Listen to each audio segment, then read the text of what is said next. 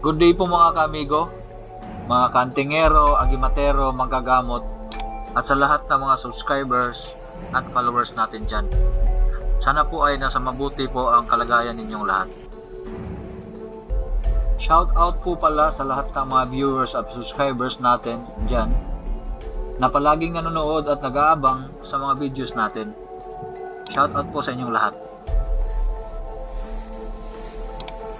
Today's video po ay magki-cleansing at blessing po tayo sa mga pwesto na lamesa sa loob ng palengke. Pinangungunahan po ng ating kabro na si Commander Kerubin ang pagsasagawa ng cleansing at blessing. Diyan po ay makikita nyo na nagsindi kami ng blue na kandila at nagpausok ng insenso. Sa pamamaraan pong ito ay nagsagawa kami ng pagtaboy ng negative na energy para umalis ang mga ito at dumaloy ang positibo sa negosyo. Gumamit din kami ng asin at holy water, simbolo ng pag-cleanse sa lahat ng negatibo na nasa paligid.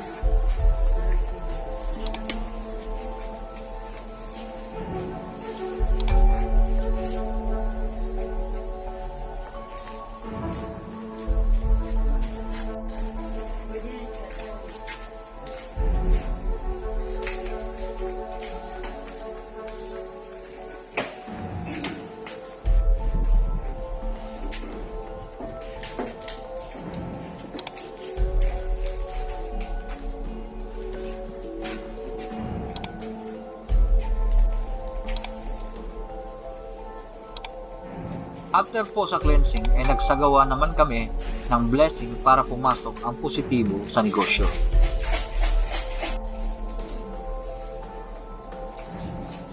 Sa mga may gustong magpa-cleansing at blessing, please contact lang po kayo sa number na to, 099555-00142, or PM lang po sa Amigo Nuts FB page.